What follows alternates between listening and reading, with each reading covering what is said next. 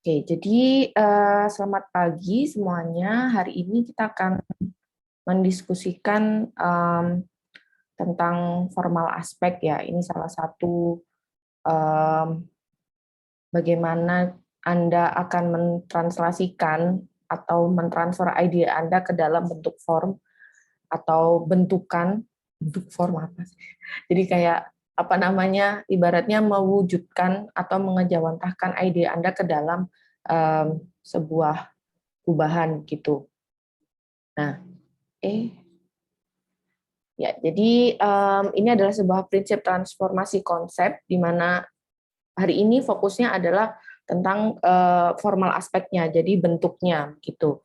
Nah, selain itu hari ini juga mungkin agak mengulang dengan PA3 yang kemarin, karena kemarin Anda juga dapat formal aspek dari saya, tapi ada tambahan lagi karena yang ini tentang proses bagaimana Anda bisa mentransfer ide dari satu domain yang Anda lakukan analisa sekarang ke domain yang Anda tuju, yaitu arsitektur.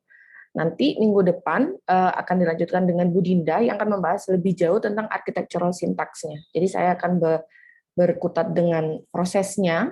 Nah, Anda akan minggu depan Anda akan memahami bagaimana architectural syntax itu.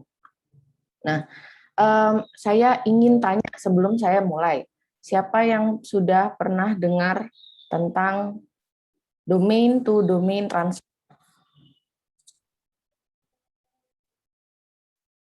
Ya, silakan angkat tangan. Oke. Anira doang.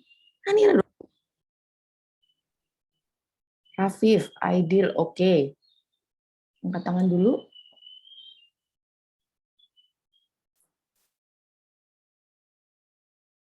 15, 17, 18, 19,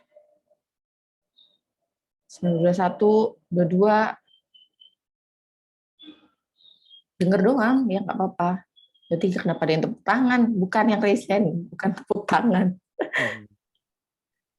27, coba saya lihat. 28, 29, 30, 32, 32 orang, separuh dong. Yang lainnya belum pernah dengar domain to domain transfer.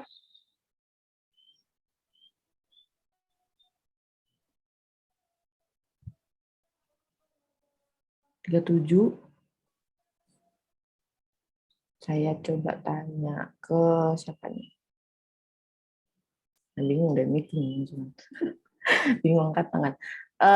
Saya coba tanya ke Rizky Olda. Nah, Rizky Olda. Ya, Bu. Bisa diulang pertanyaannya, soalnya saya dari kamar mandi. Oke. Silakan yang pernah mendengar tentang domain to domain transfer. Angkat tangannya. Itu reactions-nya ada di bawah.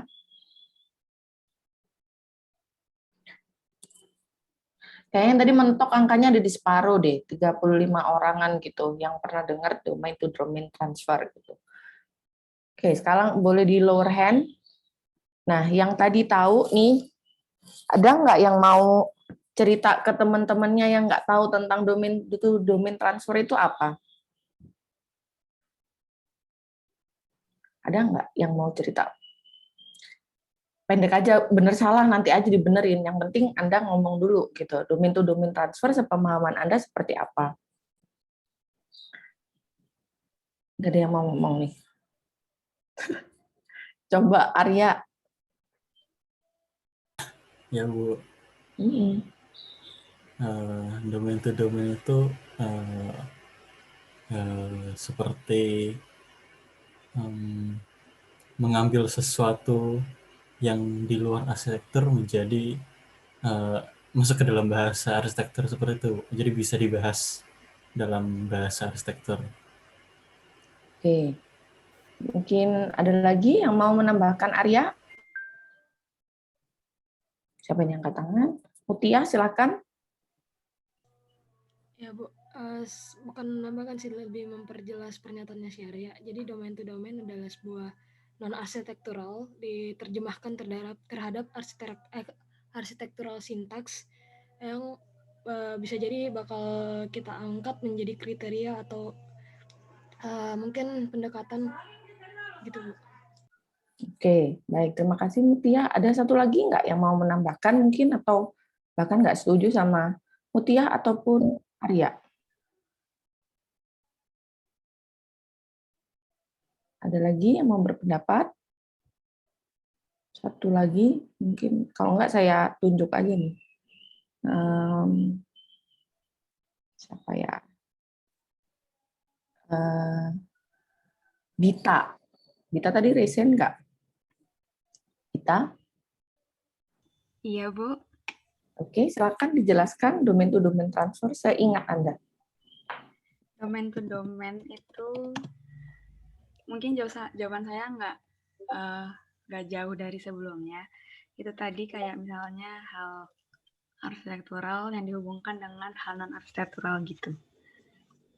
Oke, baik. Terima kasih atas jawabannya. Ya, jadi tugas saya di sini sepertinya merefresh kembali ya ingatan Anda tentang domain to domain transfer yang sebenarnya itu sudah dijelaskan di kelas metode perancangan bersamaan dengan first principle reduction kalau masih ingat. Jadi nanti kurang lebih kontennya ada 5 sebenarnya. Yang 2 di atas itu pengulangan dari mungkin merefresh aja dari PA3 kemarin, yaitu form in architecture itu posisinya seperti apa. Kemudian ada formal aspects, dan yang di bawahnya ini adalah yang tambahan, yaitu tentang domain transfer.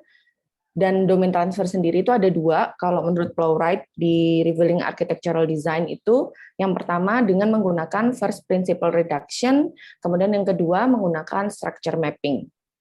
Apa sih sebenarnya gunanya domain transfer ini? Domain transfer ini adalah cara kita melogikakan atau menjelaskan proses berpikir atau proses transformasi bentuk yang kita buat. Sebelum sebelum masa penggunaan ini ya, sebelum masa penggunaan buku Plowright ini gitu, ada sebuah gap di mana ketika kita punya satu statement yang ingin diangkat dalam arsitektur untuk ditranslasikan atau dipindah ke architectural syntax itu lompat, kita nggak tahu nih asalnya dari mana. Nah, maka dari itu domain transfer ini membantu kita untuk memahami bagaimana sih sebenarnya keputusan kita dalam desain itu diambil. Jadi dari apa yang sudah kita analisa sebelumnya, force-nya yang dipilih, kemudian bagaimana dia diberangkatkan untuk sampai ke titik di mana itu adalah architectural syntax. Nah, untuk yang pertama tentang form in architecture, sebenarnya lebih membahas yang dimaksud formal aspek itu apa gitu. Jadi dalam ini sebuah paper yang ditulis oleh Yavuz and Akçay ini pada tahun 2012, dia menyebutkan bahwa seorang arsitek itu mendesain sebuah space ya, bukan a room. Space berarti ruang, sebuah ruang itu sangat lekat dengan hubungan antara dia dan environment-nya. Terutama environment itu dengan internal relationships, sehingga mencapai satu titik yang disebut namanya bentuk atau form. Nah, semua idenya itu sebenarnya berasal dari data yang dia ambil, sehingga itu mempengaruhi affects architectural formation. Apabila kita ngomongin data, itu bukan hanya data-data yang Anda peroleh secara numerik gitu ya, tapi data-data yang biasanya Anda gunakan di analisa site, kemudian preseden, itu adalah data-data yang akan mempengaruhi architectural formation.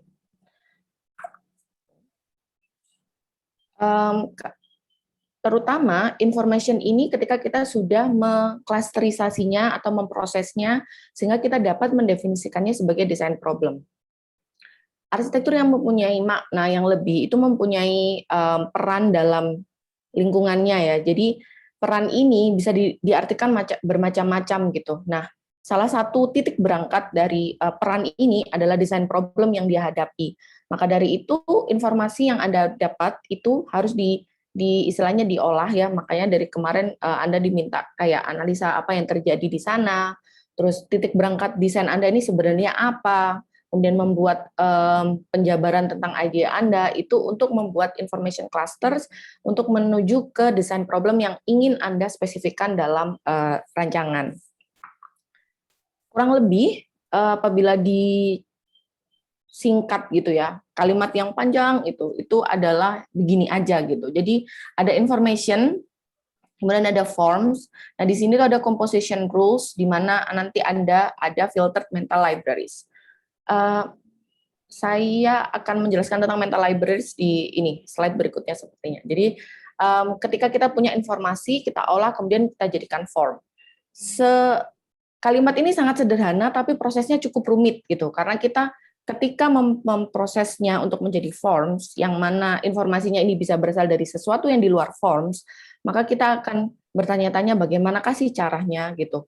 Memang ada composition rules. Composition rules ini bukan hanya aturan main atau aturan mendesain ya. Jadi composition rules ini adalah sebenarnya kriteria yang Anda buat sendiri berdasarkan mental library Anda, berdasarkan definisi Anda terhadap sebuah desain problem yang kemudian Anda pindahkan ke dalam forms.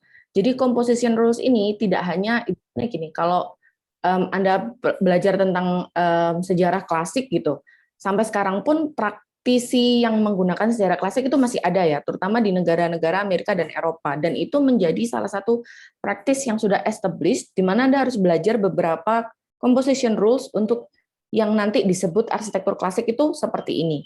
Nah, itu salah satu composition rules. Tapi bukan hanya itu, bukan hanya kita ngomongin tentang arsitektur klasik, tapi composition rules yang Anda buat sendiri berdasarkan kriteria yang Anda prioritaskan, yang Anda dahulukan, yang menjadi inti dari bangunan Anda nanti, atau rancangan Anda nanti.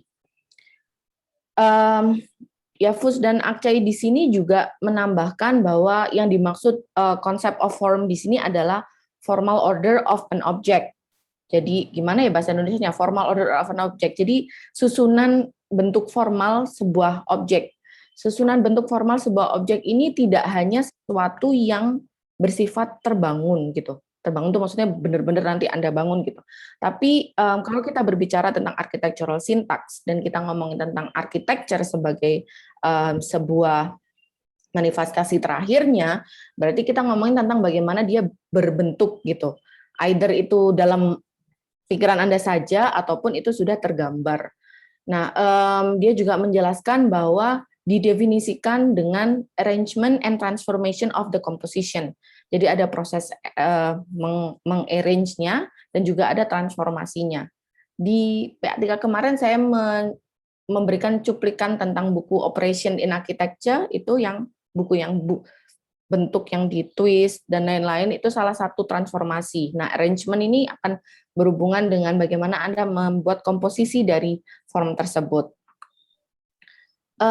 Ini kurang lebih sama sih sebenarnya. Jadi kalau Ching sendiri, ini saya membandingkan aja sih pengertian dari Ching gitu ya. Jadi the principal elements which define form were geometrical form.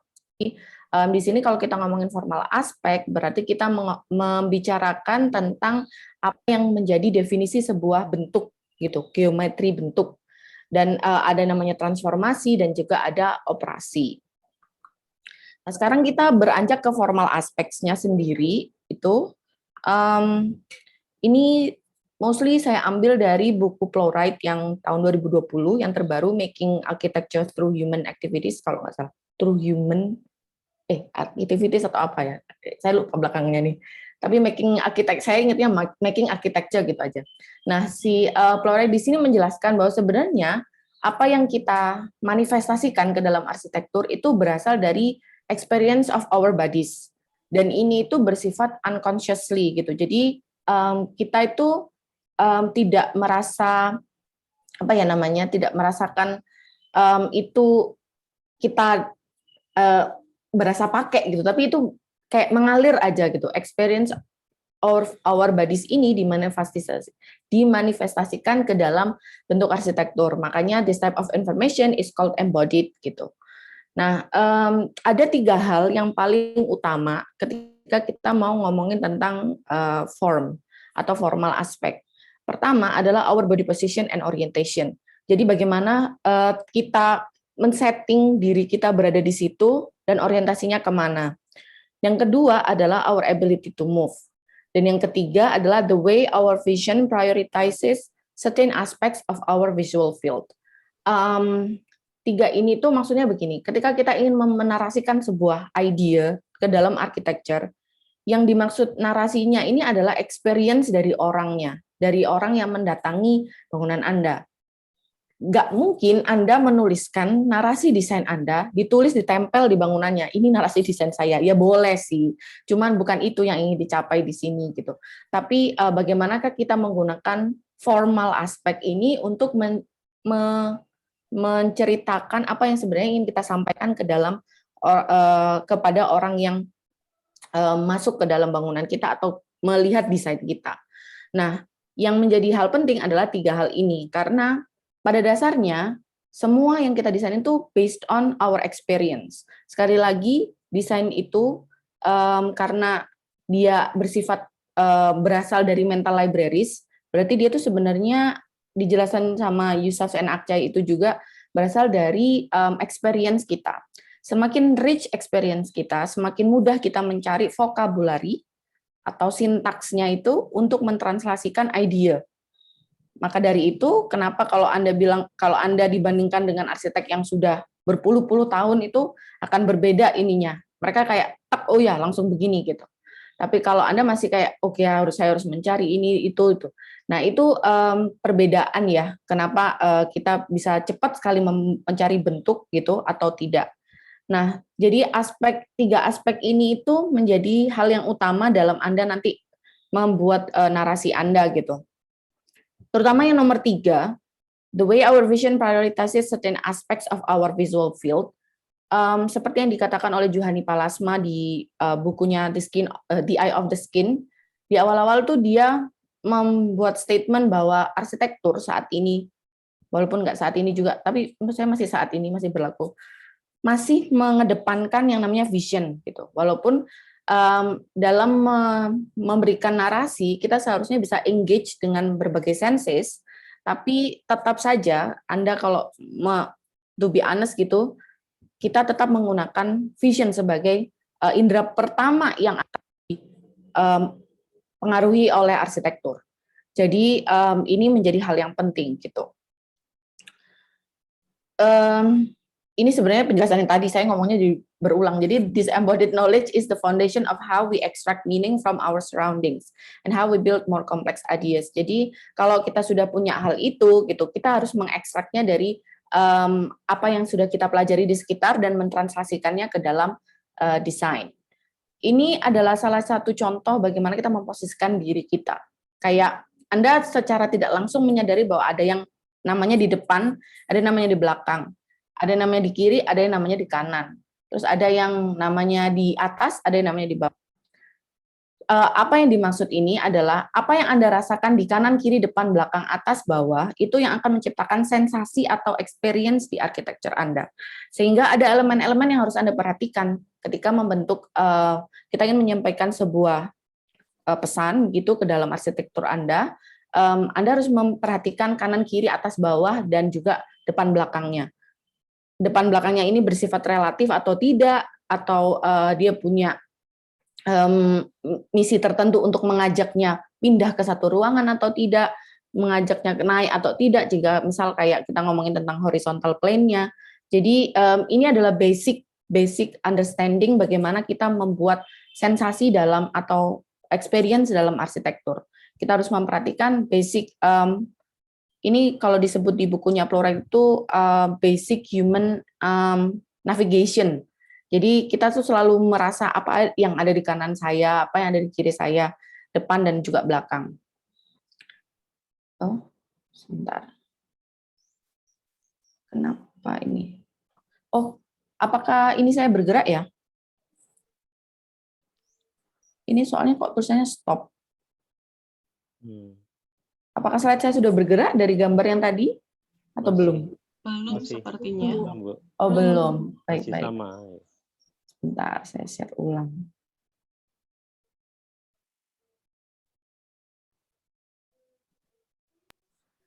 Nah ini kayaknya udah jalan. Jadi Flora juga mengatakan sebenarnya dari mana sih sense of vision itu biasanya itu dia agak dibiaskan dengan things that matter quickly. Jadi ada prioritas di mana kita itu biasanya kalau melihat itu ada prioritasnya. Contohnya seperti ini, misal adik-adik jalan-jalan ke sebuah bangunan yang misal bagus banget gitu. Misal Anda ke luar negeri, terus habis itu ada bangunannya, oh ini ada bangunnya, ini nih, Oma gitu. Anda masuk ke situ, terus habis itu dilihat gitu, terus sentuh-sentuh lah, terus melihat bangunannya gitu. Terus habis itu, Anda itu jalan-jalan bareng sama teman Anda, yang bukan dari arsitektur dan bukan dari desain, pokoknya domainnya sangat-sangat jauh dari arsitektur. Yang Anda lakukan dengan yang dilakukan teman Anda itu akan berbeda. Anda akan punya prioritas untuk mengamati bangunannya, bagaimana dia mendesainnya, bagaimana finishnya, bagaimana dia assembly-nya, tapi teman Anda enggak. Nah, itu sekali lagi berdasarkan mental libraries kita. Kita punya preferensi masing-masing, kita punya pemahaman masing-masing tentang desain problem itu, sehingga kita harus mengidentifikasi prioritas mana yang akan kita gunakan dalam membentuk atau membuat sebuah gubahan. Ya ini kurang lebih sama ya penjelasannya. Jadi this embodied knowledge is the basis of a set of formal concepts. Nah, ketika kita sudah membuat prioritas itu, maka inilah yang menjadi basic atau foundation untuk kita berangkat ke formal konsepnya. Dan disitulah kita bisa memperkenalkan formal order atau susunan formal yang bisa direkognisi oleh manusia. Itu nanti ada formal aspects-nya. Nah, ini contohnya yang balik lagi ke buku yang pertama, tentang bagaimana Anda consider sebuah form dalam arsitektur. Kalau saya bilang, segampangnya itu adalah yang di kanan, ini yang italic, ini adalah ekspresi Anda yang nanti harus Anda note gitu, kalau dalam membuat form. Dan yang kiri itu adalah apa yang Anda ingin sampaikan. Misal, located in space. Itu kita ngomongin tentang position, direction, orientation, center, atau surface. Itu hal-hal ekspresi yang harus Anda modifikasi gitu. Sedangkan yang di berikutnya ada sense of visual inertia, stable, unstable, balance, neutral, dan lain sebagainya. Anda bisa baca sendiri di sini. Nah, contoh paling mudahnya itu adalah saya sebenarnya pernah menyinggung yang Jewish Museum-nya Daniel Lipskin ya, di Jerman itu.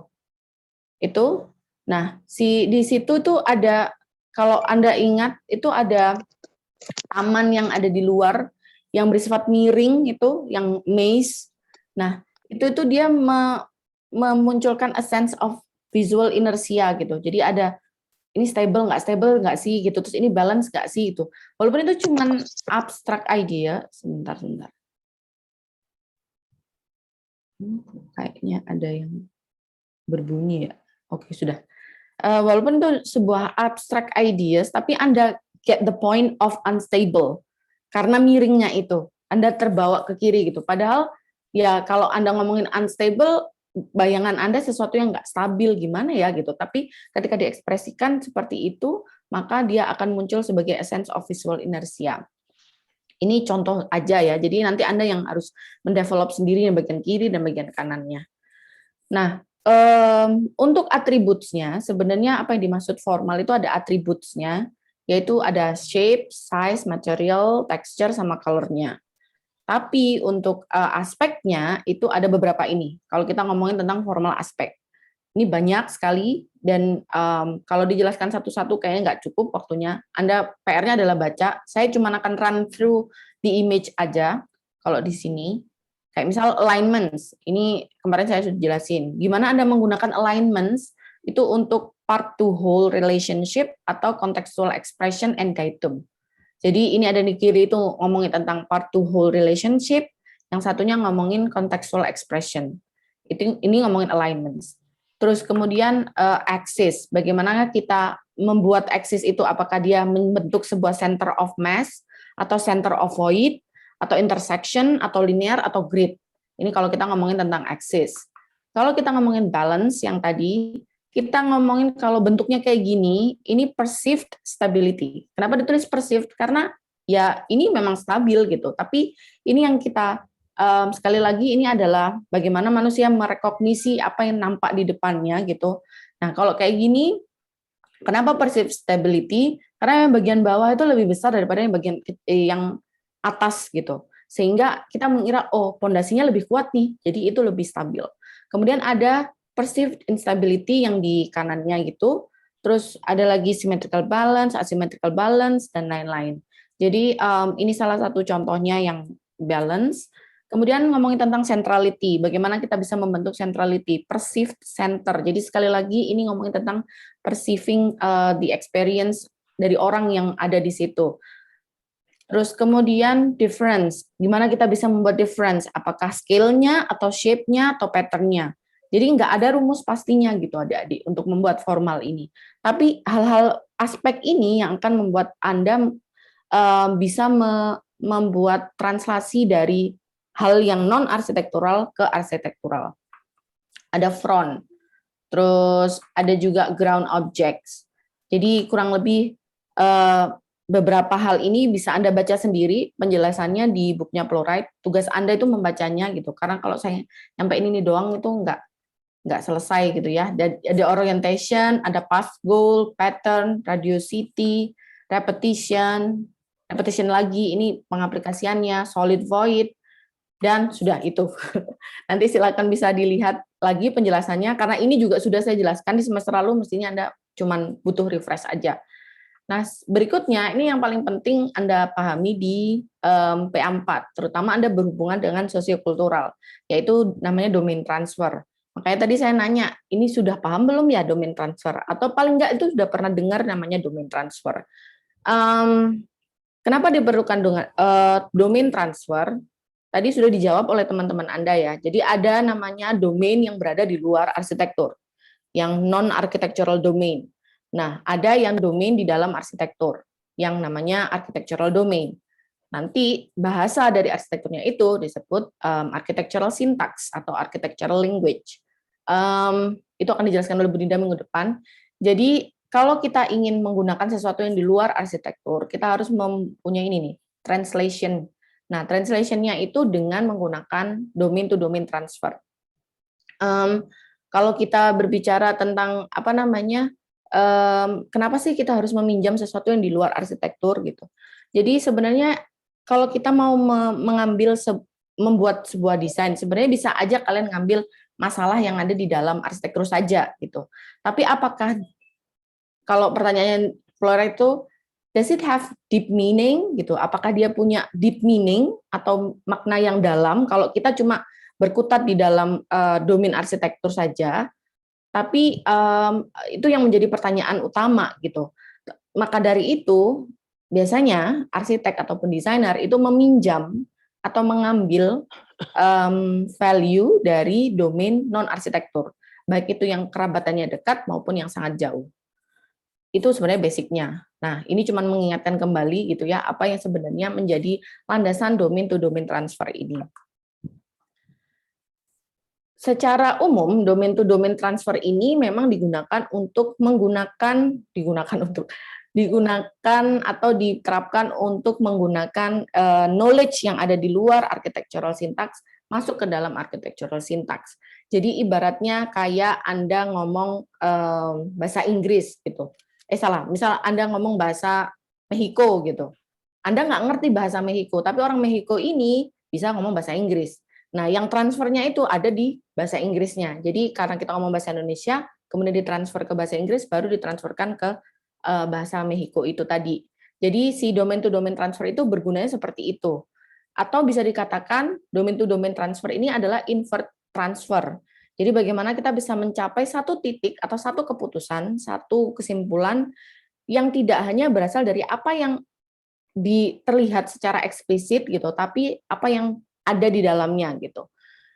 Ini tuh sebenarnya digunakan untuk menghindari namanya knee jerk fenomena ya. Jadi ketika kita kayak bayangin sesuatu, misal rumah gitu, yang di bayangan kita cepat itu segitiga di atasnya, terus kemudian kotak di bawahnya. Itu namanya knee jerk response. Kayak dengkul kalian, ini knee jerk itu dengkul yang ditutuk sama palunya dokter itu, tuk gitu. Terus kan langsung kalau sehat itu kan langsung ngangkat ini kaki Anda. Nah, itu namanya knee jerk. Jadi domain to domain transfer ini atau invert transfer ini digunakan untuk menghindari hal itu. Sehingga tidak ada lagi yang namanya bukan tidak ada lagi sih, menghindari bagaimana kita membuat arsitektur yang tidak bermakna atau ya udah gitu aja tanpa ada misi di dalamnya atau intensi di dalamnya.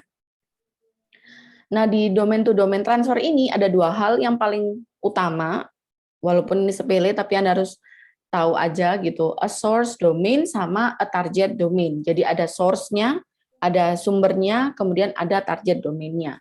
Nah, proses ini sebenarnya itu berasal dari truth or relevance, dari sebuah proposisi atau statement atau judgment yang bukan explicit content.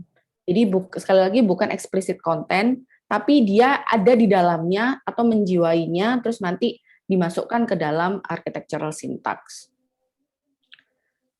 Ini adalah komposisi sebuah domain. Jadi domain itu terdiri dari hal-hal ini. Ada yang namanya objek, ini yang paling gelap, ini Anda tahu. Kemudian ini mau saya ada ya, kelihatan ya? Saya coba ini. Oh baik, saya laser deh. Nah ini yang namanya objek. Kemudian yang kedua ada namanya attributes-nya. Kayak misal texture, shape, luminosity, scale, mass, color, itu masuk attributes-nya. Dan yang ketiga ada komponen yaitu relation between objects. Jadi hubungan dia dengan objek yang lain atau hubungan dia dengan sesama objek. Jadi apapun yang berhubungan dengan relation itu namanya relation between objects. Jadi ketika kita ngomongin objects itu sesuatu yang discrete and identifiable. Jadi terlihat jelas. Oh, saya ngomongin rumah. Berarti kota itu bayangan Anda. Tapi sebelum itu Anda harus melihat objek karakteristiknya. Karakteristiknya kan bukan hanya bentuknya gitu, bisa warnanya, bisa teksturnya, bisa komposisinya. Kemudian itu juga merupakan properti dari objek tersebut. Nah, yang terakhir adalah relations-nya, bagaimana dia berdiri dengan lingkungannya atau dengan hal yang sama dengan dirinya gitu. Misal satu objek dengan objek yang lain. Ini adalah komponen sebuah domain.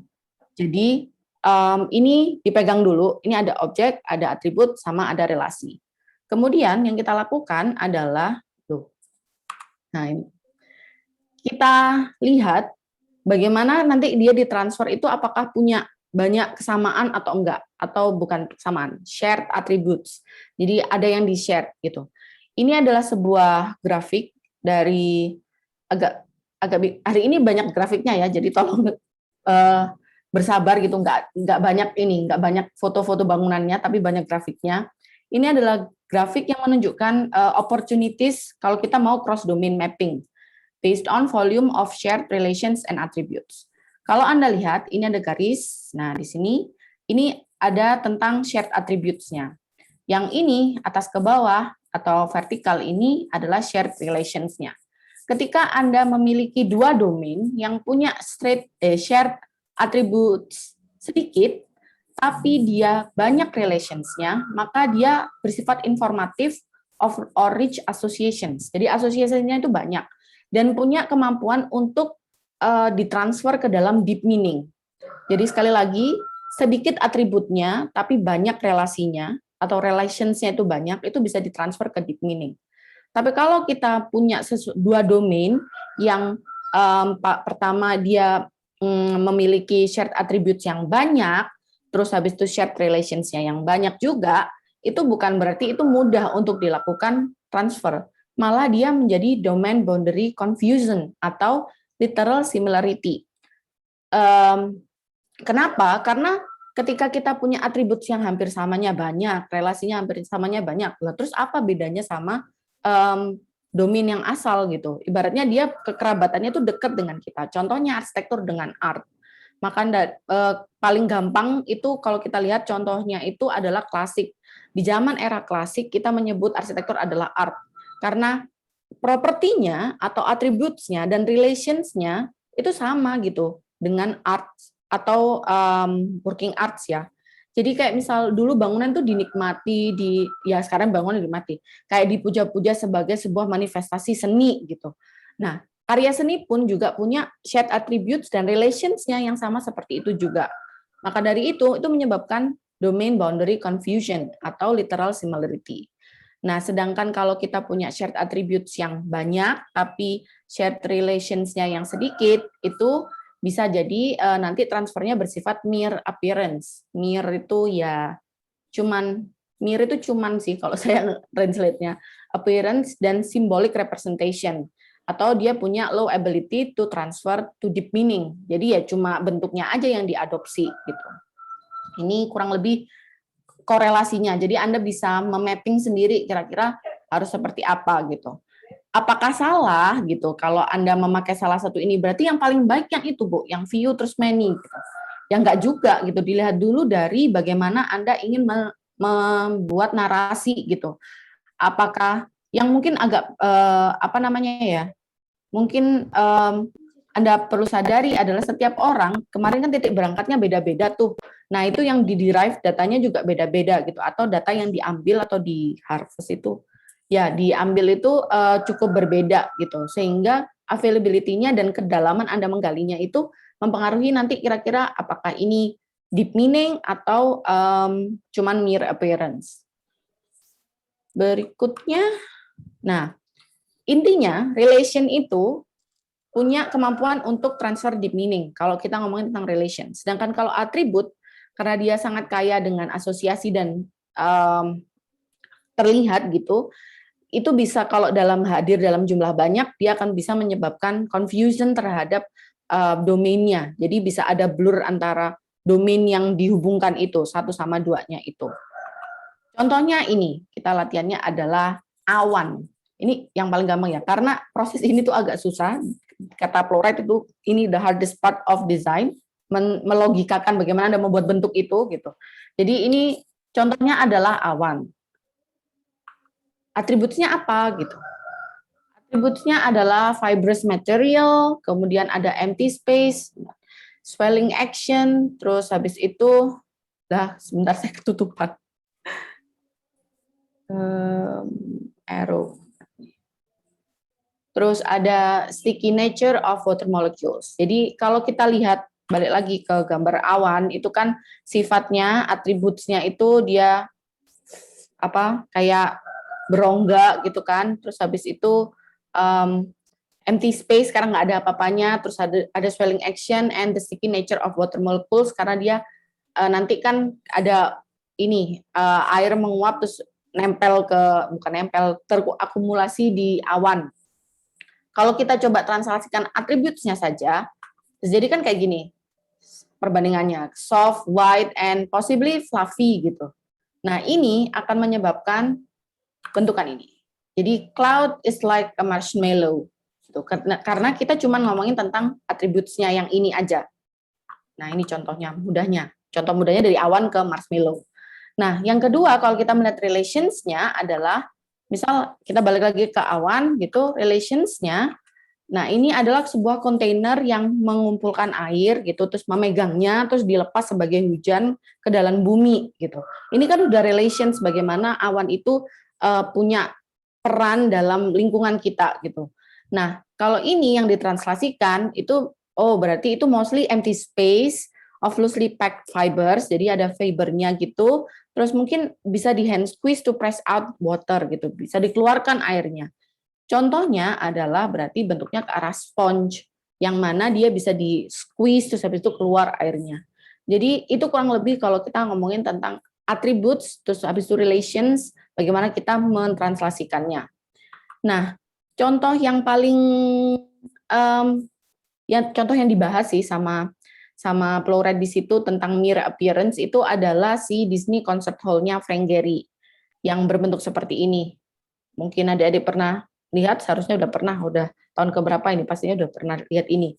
Jadi sebenarnya ini kan idenya itu didapat dari sailing boat sama Dutch ini, lukisan dari Dutch gitu. Dutch itu ya lukisan dari seniman dari Belanda gitu. Itu yang ingin ditranslasikan oleh Frank Gehry ke dalam desainnya. Di sini, Playwright menjelaskan bahwa the priority and starting state of the Walt Disney Concert Hall itu adalah building appear to flutter, atau kayak berkibar gitu ya. as if it was a sail caught with the wind, atau bagaikan ini apa namanya layar kapal yang kena angin gitu, sehingga fabriksnya atau kainnya itu bergelombang kayak gitu. Nah, apa yang dilakukan Gary adalah mencoba mentransfer quality dari si sail ini secara langsung dari atributnya, yaitu laughing sails but transferred with literal translation into architectural concerns. Jadi dia melakukan one-to-one mapping of sail surface characteristic to sculptural elements. Jadi dia langsung aja ya udah kayak sailing boat itu kayak gitu, ya udah ditempel sama dia seperti itu. Walaupun ya pasti ada modifikasi, cuman idenya itu hanya dari yang namanya sailing boat-nya itu tadi terus ditransferkan ke dalam desain. Sehingga resultnya is not inference but literalness. Jadi itu literally Anda langsung bisa, oh itu bentuk itu gitu. Jadi itu yang dimaksud mere appearance. Jadi di mana meaningnya kalau di dalam I don't think so gitu. Ketika Anda mengexperience-nya ya concert hall biasa aja gitu. Tapi kalau di luar Anda bisa melihat, wow ini kayak kapal yang berlayar gitu terus terkena angin nih layarnya. Nah, seperti itu contoh yang dibahas pada buku ini tentang mere appearance yang tadi ketika Anda punya view relationship tapi banyak attributes-nya. Nah, sekarang saya akan menjelaskan tentang domain transfernya secara langsung. Jadi kalau di buku Plowright yang Revealing Architectural Design itu ada 2 cara yang digunakan atau thinking tools yang dipakai untuk melakukan domain transfer. Yang pertama adalah first principle reduction, yang kedua adalah structure mapping. Ada yang tahu first principle reduction nggak ya kira-kira? Kalau saya nanya lagi nanti lama ini, udah jam 8.20. Jadi domain transfer atau first principle reduction ini kalau yang pernah baca bukunya Plowright ingat bis yang ngambang itu nggak sih? Jadi first principle reduction itu intinya sebuah metode di mana Anda itu mendegradasi sebuah entity menjadi benar-benar principles-nya aja yang dipakai. Nah, kalau di first principle reduction ini ada sama ya, tetap ada source domain, ada target domain, tapi yang dilakukan itu adalah reduksi di sini. Jadi yang pertama itu dia berada di deep disciplinary syntax. Maksudnya itu dia berada di dalam disiplinerinya dia, domainnya dia. Misal kayak sosiokultural gitu. Kita ngomongin sosiokultur, ya dia berada di sosiokultur secara dalam. Itu awalnya di sini. Kemudian kita coba cari karakteristiknya. Bisa dari attributes-nya, bisa dari objects-nya, bisa dari relations-nya, sehingga dia menjadi shallow atau dangkal. Jadi agak naik, agak mendangkal gitu.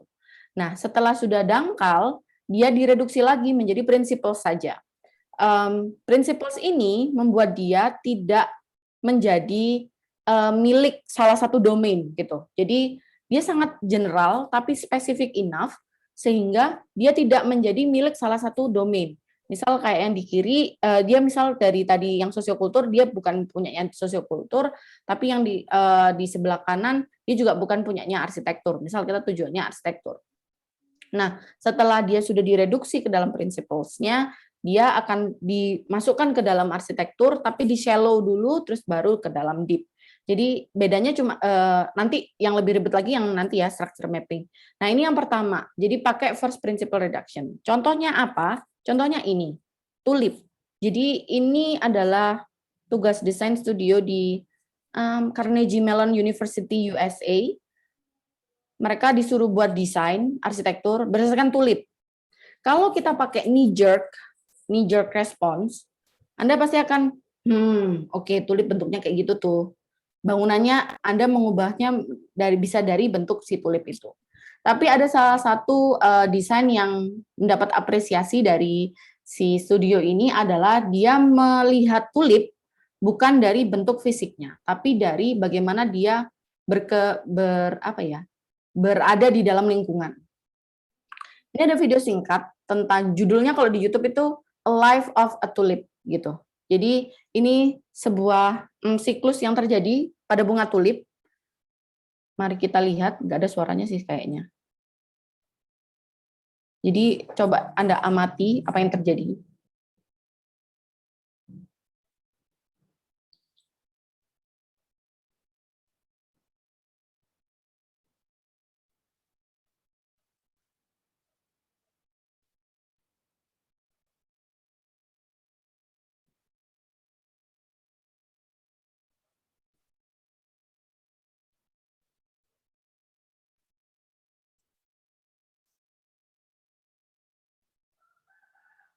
Nah, jadi kalau dari video ini tuh bisa dilihat bahwa ada sebuah pergerakan yang dipengaruhi oleh sinar matahari, di mana tuh tulipnya tuh membuka kalau lagi terang banget, terus habis itu kalau udah gelap dia nutup gitu, balik lagi ke bentuk awal.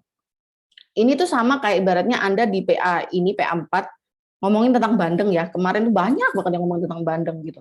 Terus Anda memikirkannya bandeng ya jangan bentuk bandengnya gitu kan, tapi apa yang digunakan oleh bandengnya gitu. Pasti ya saya percaya Anda nggak pakai bentuknya bandeng kok.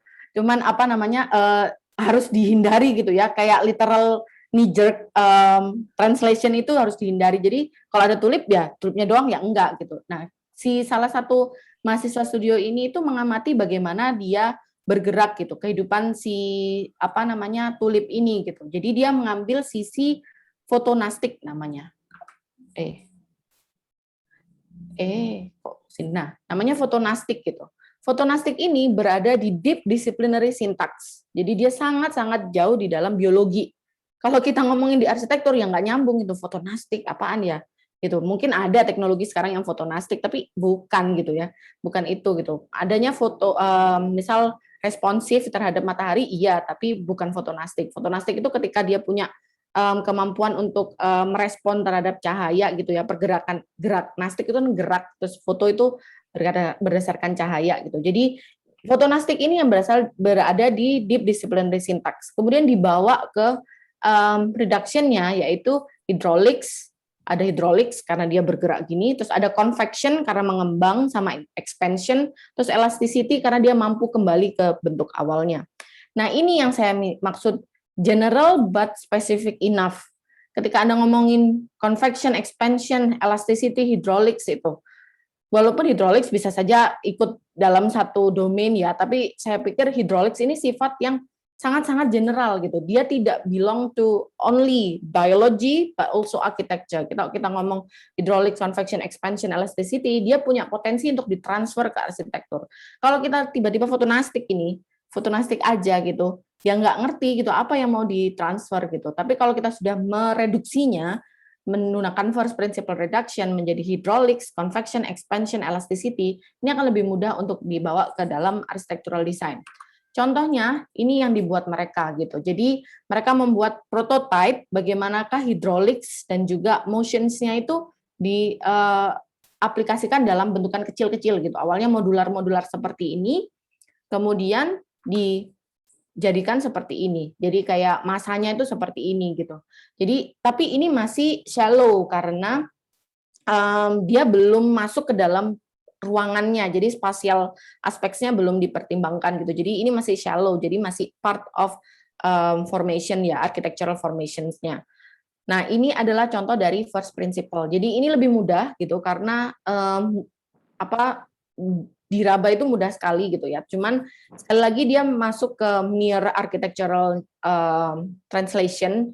Jadi meaning-nya itu tidak terlalu dalam, tapi dia mengadopsi apa itu cara kerja yang sudah atau objek yang ingin diadopsi ke dalam arsitektur.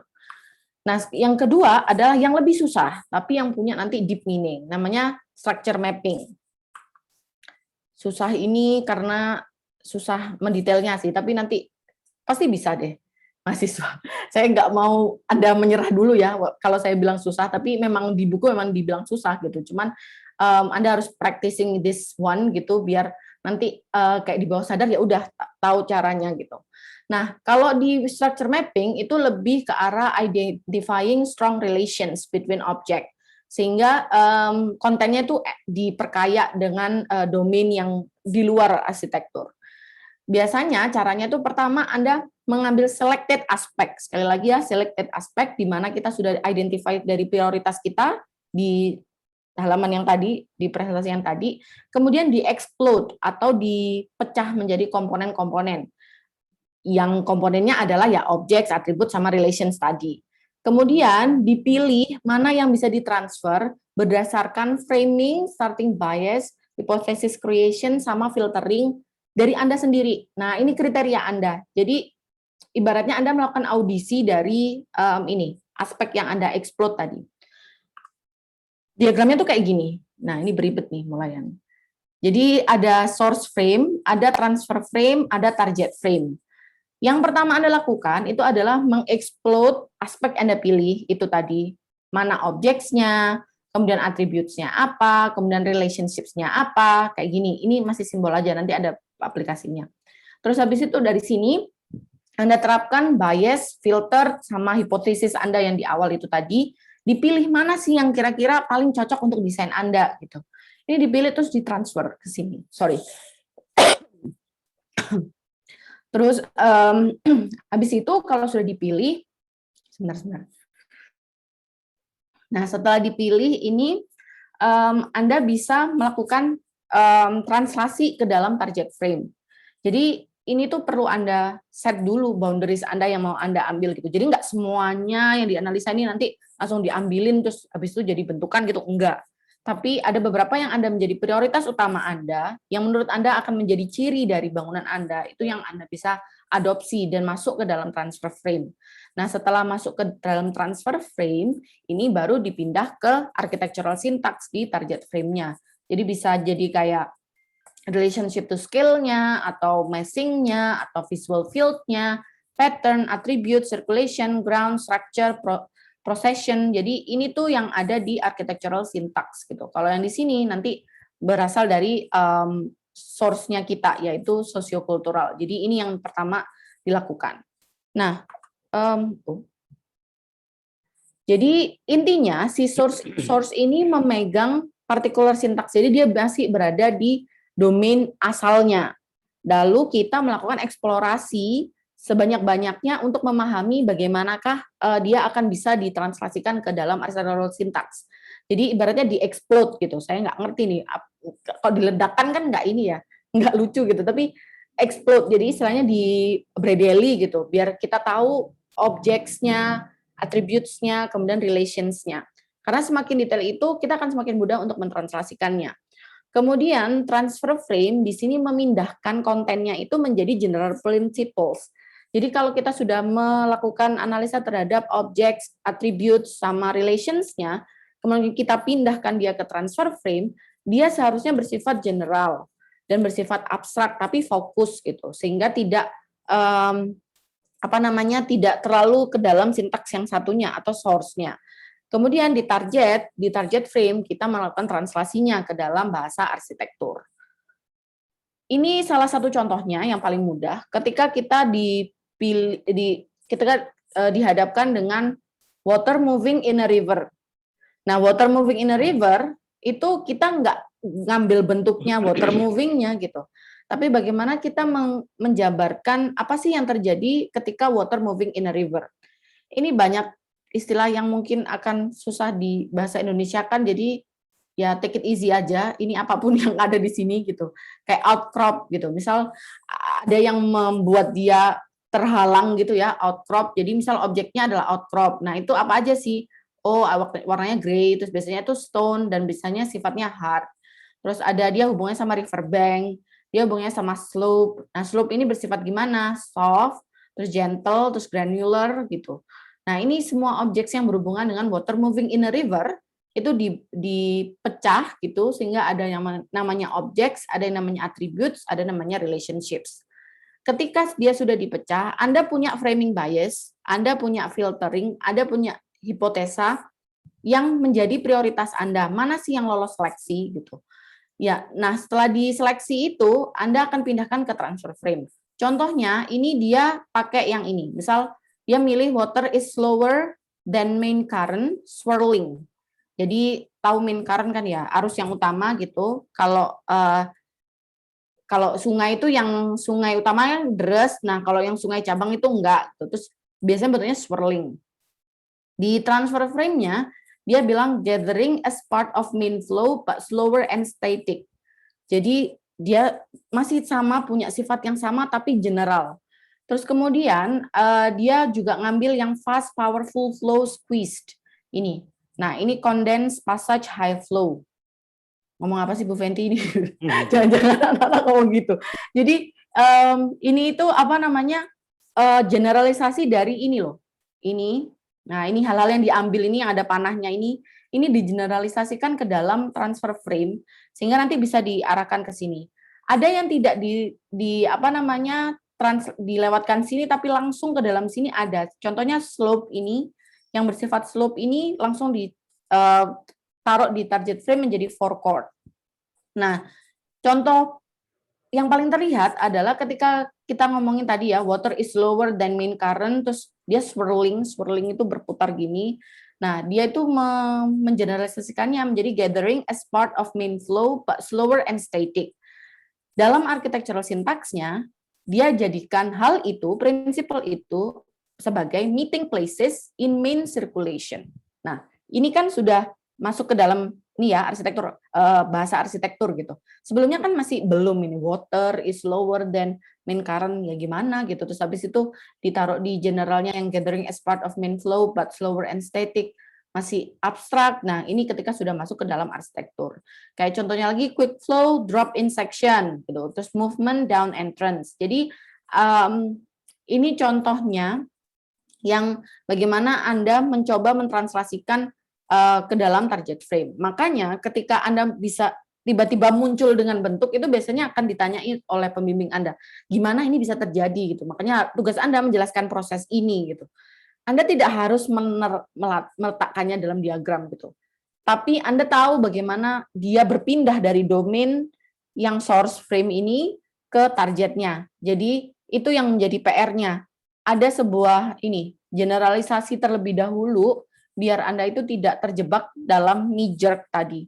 Sehingga yang ini kayak dari water is lower jadi meeting places kan ini lompat ya. Nah, ini yang lompatannya ini dari mana sih sebenarnya gitu. Nah, itu dari prinsipalnya yaitu gathering as part of main flow but slower and static. Setelah Anda melakukan ini nih ya, ini begini itu barulah ini kan sifatnya kayak shallow, ramp, forecourt, narrow, stair, entrance hall, central atrium, dan lain-lain ini. Ini bersifat part of your design, jadi masih bersifat granular. Nah, maka dari itu, setelah ini selesai, Anda masuk ke dalam propose forms, refine, assemble system. Jadi, translasi itu kan ada di sini nih, titik ini. Anda kan kemarin di sini nih, context culture needs. Nah, sekarang adalah tugas Anda tuh di sini, propose forms, refine, assemble system. Jadi dengan adanya granular itu, bagaikan kayak kalau puzzle itu kan sudah pasti ya, kayak misal kayak Lego lah. Anda menempel-nempelkannya, menyusunnya sesuai dengan apa yang menjadi prioritas Anda sebelum ke proposalnya. Jadi tugasnya seperti itu. Jadi ini awalnya kemudian ada transfer frame di mana dia bersifat sangat general dan tidak menjadi milik salah satu domain, kemudian ditranslasikan ke dalam domain arsitektur. Barulah Anda bisa melakukan proses define assemble system. Dan proses ini juga harusnya di awal itu cukup general sehingga ketika Anda menjumpai bahwa oh kok ini nggak cocok ya gitu. Dengan kriteria yang ini misalnya ini berbenturan, saya harus ganti lagi nih gitu. Nah, itu nggak gantinya tuh nggak dari awal yang Anda melakukan ini exploded ini lagi gitu. Tapi Anda melihat di sininya transfer frame-nya, kemudian apakah architectural translation-nya Anda sudah sesuai dengan yang Anda inginkan.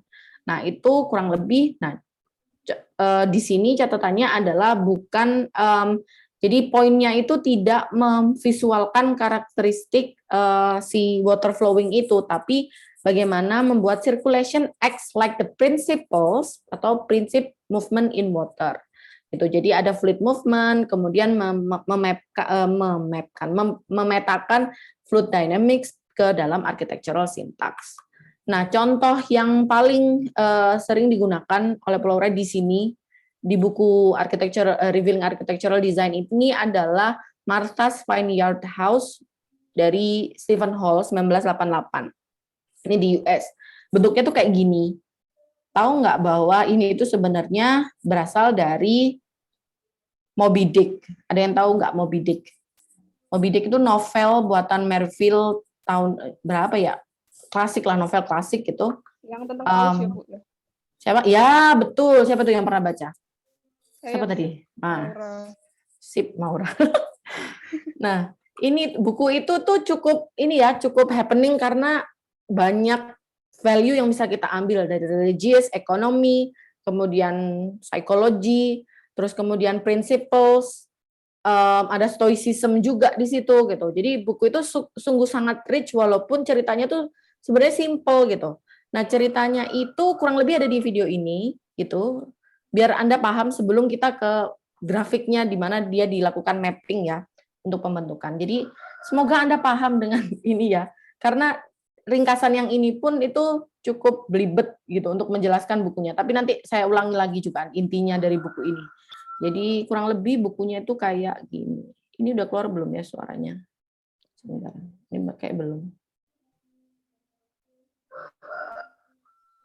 Oh, kok nggak ada suaranya nih? Sebentar, kok nggak ada suaranya? Sebentar, kok nggak ada suaranya? Nggak tahu. Biasanya di sisi kiri ya, Bu? Iya, tadi sudah Pak di saya saja nggak keluar suaranya sebentar. Oh, gini. Saya ini dulu stop share, saya putar videonya dulu. Nah, ini.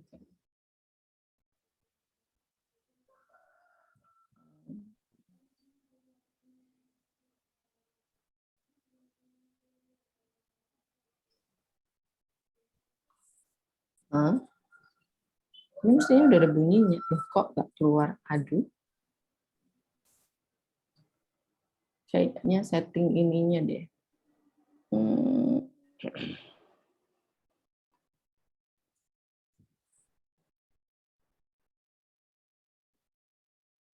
Keluar, jadi ya sudahlah, saya cerita aja ya tentang bukunya. Jadi ini sebentar melalui. Jadi kurang lebih tadi Maura ya kalau nggak salah yang ini sudah pernah baca bukunya. Sebenarnya bukunya ini berkisah tentang seseorang bernama Ismail gitu yang ikut ikut pelaut yang sedang mencari atau ya mencari Moby Dick. Moby Dick ini adalah paus warna putih yang paling besar gitu. Kenapa dia mencari? Karena dia mau balas dendam, kakinya itu digigit sama si pausnya itu sehingga dia pincang gitu. Nah, dia itu mau membalas dendam itu sambil ngajak si Indian tribe. Nah, Indian tribe ini diajak aja gitu, kayak novel ini tuh cukup absurd gitu ya. Jadi habis ada yang itu mereka melakukan ini ya, sailing untuk mencari si Moby Dick ini sambil memburu para whale yang lain atau paus yang lain. Sebenarnya si Melville ini tuh pingin menyampaikan pesan bahwa waktu itu whaling activity itu cukup tinggi ya di kawasan ini gitu, di kawasan Amerika. Whaling activity itu berburu paus gitu. Kalau Anda kemarin nonton Seaspiracy gitu, ada tuh si whale yang diburu, digiring. Itu kan modern ya. Kalau zaman dulu naik kapal terus habis itu diburu aja gitu untuk dimakan dagingnya dan lain-lain sebagainya gitu. Jadi si penulis ini ingin menyampaikan bahwa ada loh kegiatan yang sangat-sangat merugikan gitu bagi environment atau ekosistem gitu. Itu yang pertama. Waktu itu namanya dia ingin menyinggung whaling industry. Terus kemudian yang kedua itu ada kebiasaan Indian tribe yang biasanya itu ya melakukan whaling itu, dibunuh pausnya, terus habis itu dikuliti, terus skeleton tuh tulangnya tuh ya udah dibiarin di pantai gitu, dibiarin di pantai, terus kepalanya itu yang tengkorak kepalanya itu di kayak kalau di Minang itu di Minang di mana sih, di Toraja itu dijadiin kayak pajangan gitu loh sama ketua sukunya gitu. Nah, itu ada aktivitas seperti itu. Ini yang menginspirasi si Stephen Hall untuk mendesain, karena nggak bisa ya, untuk mendesain si Winehouse tadi. Jadi ini itu adalah jabarannya gitu. Karena tadi nggak lihat videonya ya sudah ya. Jadi ada, misal ini ada Indian tribe gitu, terus ngomongin house-nya, terus ngomongin skins, ngomongin ini skin lagi, terus flesh, daging gitu. Terus habis itu whale carcass, ini itu adalah bangkai pausnya, terus tulangnya, kemudian ada ngomongin air, ada ngomongin sand karena place-nya ini, site-nya mereka ini ada di sampingnya pantai gitu, di hill, terus ada vines, terus ada sun gitu. Nah, semua ini di breakdown gitu.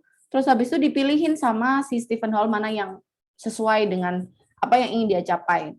Pertama yang diambil adalah traditional skills, menjadi vernacular techniques. Terus kemudian ada pulled carcass to dry land. Ini adalah proses, kan ini relations ya, yang titik-titik ini. Nah, ini tuh ada proses di mana mereka tuh harus ditarik gitu. Si whale-nya kan nggak mungkin dibiarin di laut ya, terus ditarik ke dalam daratan gitu. Nah, ini itu ditranslasi menjadi side away from water but still connected gitu. Karena kalau ditarik itu lokasi si pausnya itu masih kena si airnya gitu. Kalau Anda lihat ini deh, si spirasi itu yang paling kelihatan. Terus ada stretch ya, udah di stretch gitu. Terus habis itu ada stretch over bones. Nah, ini membrane on structure. Terus yang ini adalah hubungan antara impermanen ini dijelaskan menjadi expressions of permanence dominate over impermanence. Terus ada plane pulls away from lines. Ini karena ngomongin tentang bagaimana si pausnya itu jadi disconnection between skin and structure. Terus ada skeleton, kita ngomong skeleton, skeletal system atau ribs. Ini bukan ngomongin skeleton lagi, tapi skeletal system. Terus abis itu ada bleach dipindah, kemudian ada floating over ground on points, terus ada mesh pushes into ground plane, terus yang kedua ada slide curve, structure has organic shape, terus sunlight fades, material should be unsaturated, terus UV causes aging, materials appear old and brittle, terus natural and organic building return to the natural landscape. Nah, ini yang ditranslasi menjadi seperti ini nih. Ini cukup banyak ya. Ekspresinya seperti ini. Ketika Anda ditanyain, kalau Anda tidak membaca Moby Dick atau tidak tahu kalau dia ternyata adalah terinspirasi dari Moby Dick, Anda tidak bisa membayangkan bahwa ini sebenarnya dari desain dari titik mulanya itu dari novel tersebut. Gitu. Kita ngomongin paus yang di ini aja, paus yang diambil dagingnya terus tinggal skeletonnya gitu kan, tinggal kayak gini, dia pakai sistem structure yang seperti ini gitu. Itu untuk mengekspresikan bagaimana sih dia mentranslasikan si novel Moby Dick itu ke dalam bangunan ini. Terus sebenarnya itu ada lagi yang dia hubungan dia sama air itu karena dia ada di hill gitu, di dekatnya pantai, dia nggak mau yang tinggi bangunannya tapi harus stretch over gitu biar dia itu kayak ibaratnya tergelepar di tanah di pinggir pantai gitu. Seperti itu contohnya. Nah, ada informasi tambahan bahwa metode seperti ini, domain to domain transfer ini sebenarnya bisa, Plowright juga mengatakan ini biasa disebut dengan analogi atau metafor atau simile gitu. Jadi ini tuh domain to domain transfer sebenarnya menggunakan prinsip yang sama. Akan tetapi kalau Anda ngomongin metafor dan juga ngomongin analogi dan juga simile itu ibaratnya kayak lompat gitu aja. Lompatnya itu Anda nggak ada yang namanya transfer frame itu tadi gitu. Nah, ketika Anda punya transfer frame ini sebenarnya lebih memudahkan Anda untuk bagi beberapa orang itu akan lebih mudah untuk menuju ke titik bentuk yang diinginkan atau bentuk yang diharapkan gitu. Jadi ketika kita mendesain itu kan kadang-kadang bingung ya mau gimana. Ada yang bersifat black box yang sudah jadi tiba-tiba aku dapat inspirasi udah selesai ini. Terus habis itu tapi ada orang yang masih meraba-raba sebagai desainer itu masih meraba-raba apa sih sebenarnya harus diekspresikan. Nah, ini tuh cukup membantu baik kedua-duanya. Karena Anda bisa men-trace ulang bagaimanakah proses Anda berjalan sehingga kalau ada sesuatu yang nggak pas berarti ada di posisi ini gitu. Nah, itu bisa kembali lagi ke situ tanpa harus kembali lagi dari awal, terus prosesnya diulang dari awal, terus bikin revisinya juga banyak gitu. Jadi itu kurang lebih tentang transfer domain. Ini adalah referensi yang saya gunakan. Anda bisa mencarinya di online ya. Jadi ini bisa di-download di Google, enggak di Google sih. Anda cari terus nanti ada di Google. Kalau nggak salah beberapa dari Anda sudah saya ajarin download paper ya. Jadi silahkan itu bisa di papernya di-download. Kemudian buku-bukunya ini juga sudah tersedia di online-nya gitu. Jadi itu materi hari ini. Mungkin ada pertanyaan tentang domain transfer. Ini Khairul kok dari tadi masih connecting ya?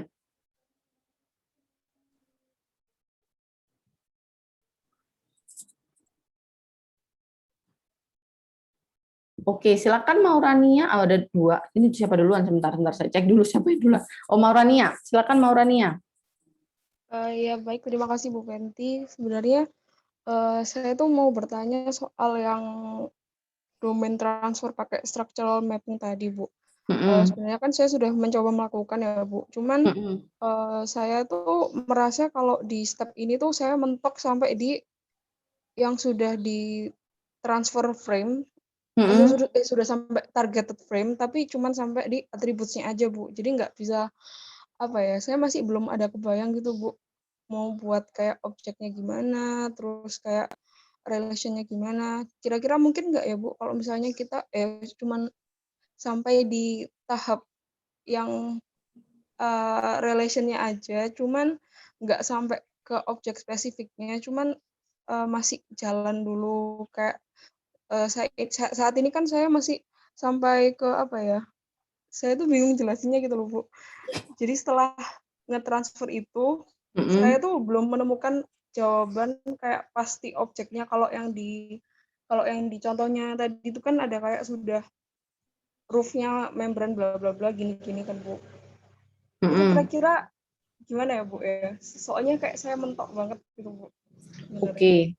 Nah, ini sebenarnya kembali lagi ke namanya mental libraries ya. Jadi memang itu sering terjadi kok Maurania, jadi tidak perlu khawatir gitu. Kecepatan menemukan ini, sambungannya itu sebenarnya berhubungan dengan vocabularies dari apa yang kita punya sebagai arsitek gitu. Semakin Anda punya vocabularies arsitektur yang banyak, itu semakin mudah Anda melakukan transfer gitu. Tapi kalau masih yang saya nggak bilang ada sedikit, cuman mungkin belum sampai ke titik itu gitu.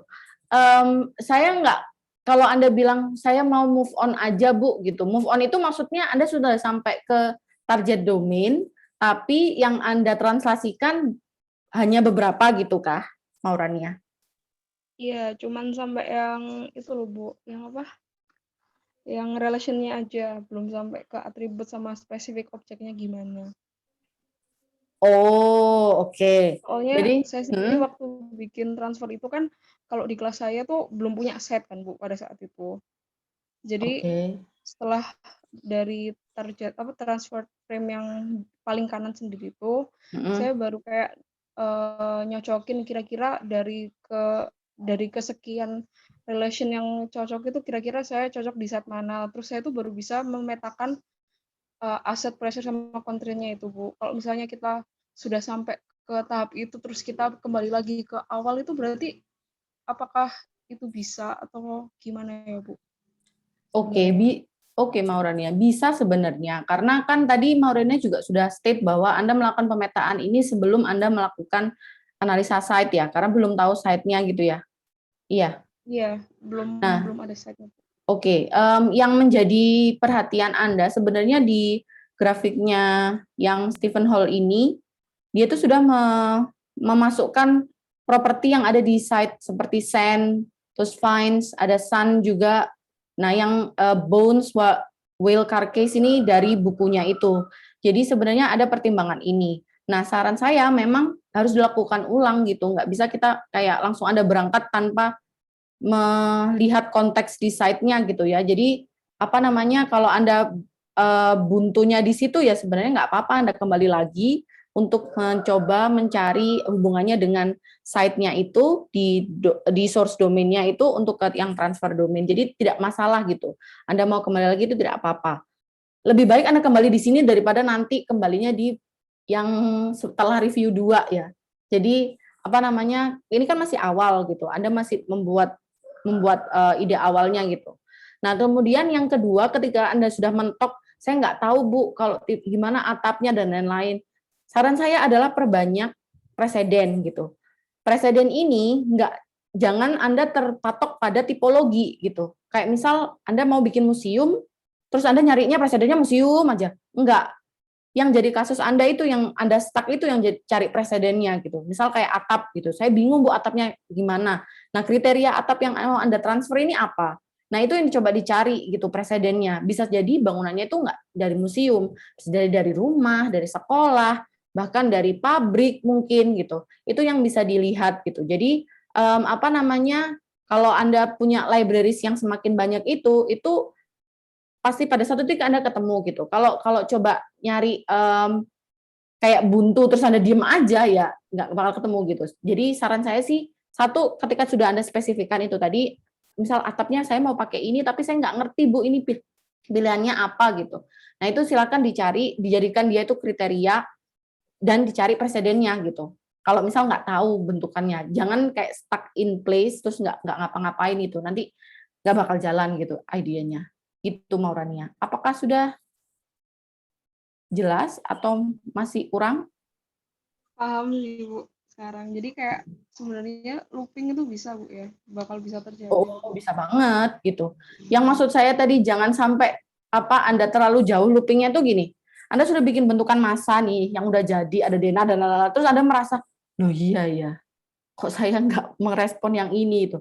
Nah itu kan ya Anda sendiri yang repot kan. Jadi looping balik lagi itu nggak masalah. Proses arsitektur kan nggak linear ya, maksudnya walaupun Floride itu gambar ininya itu linear, tapi sebenarnya pada prosesnya Anda mendesain itu bisa balik ke satu titik untuk menganalisa itu lagi gitu. Jadi nggak apa-apa gitu Maurania. Gitu. Baik Bu Penti, terima kasih atas jawabannya. Oke, baik. Oh, Pak Devri mau membantu, Pak?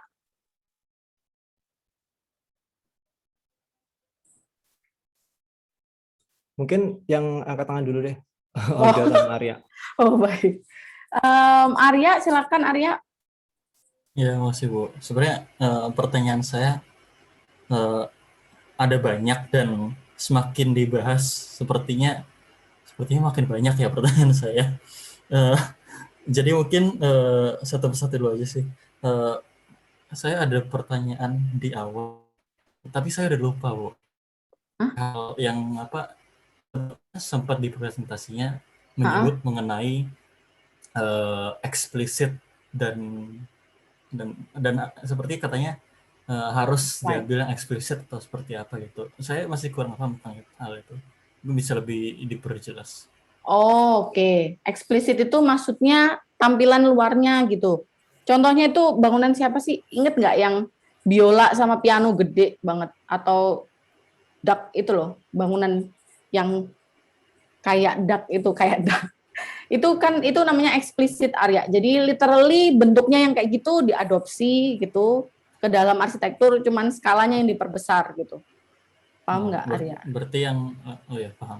Bukan ini ya, bukan external domain ya. Jadi eksplisit itu explicit information, itu yang literally yang Anda lihat secara eksplisit. Kayak misal Anda lihat bentuknya tadi apa namanya duck atau bebek itu ya itu warnanya kuning, terus punya paruh, terus ada kepalanya, matanya kecil kayak gitu-gitu. Itu namanya explicit information. Apakah itu emang harus dihindari? Apa tidak ada masalah kalau apa malahan diadopsi seperti apa dianggap ciri gitu Bu? Dianggap apa Arya? Putus-putus. Ciri. Domain atau atribut seperti itu. Kalau dia dianggap sebagai atribut itu oke Arya, tapi tidak diadopsi secara langsung, itu yang dihindari gitu. Paham nggak? Jadi kalau yang namanya diadopsi langsung itu tadi akhirnya tuh bentuknya ya literally gitu. Kayak misal yang dilakukan oleh Frank Gehry tadi ya, yang namanya sailing boat itu. Sebenarnya kan itu kan juga literal kan, maksudnya one on one mapping gitu. Sebenarnya langsung aja dia pakai bentuknya sail itu kayak gitu terus tempel di bangunan itu. Apakah itu masalah? Enggak sebenarnya. Tapi yang dipertanyakan bagaimana meaning-nya gitu. Apakah meaning-nya dapat atau enggak gitu. Kalau masalah sih enggak sebenarnya Arya. Dan Anda boleh pakai seperti itu boleh. Gitu. Tidak ada yang tidak membolehkan. Kecuali pembimbing Anda yang enggak membolehkan gitu ya. Jadi sebenarnya boleh-boleh aja dalam mendesain menggunakan itu. Kan desain ada berbagai cara. Cuman yang di sini yang ditekankan itu bagaimana kita memiliki deep meaning gitu dalam rancangan kita gitu. Gitu Arya. Oke, yang sudah mulai paham. Terus saya ada pertanyaan juga sih Bu tentang apa ya struktural apa ya mapping. Ya struktural mapping. Kan sebenarnya saya sudah melakukan juga seperti Maura kan, dan sepertinya banyak hal yang saya lakukan dengan salah ya. Kenapa? Soalnya domain to domain ini saya lakukan setelah apa ya, ketahui kira-kira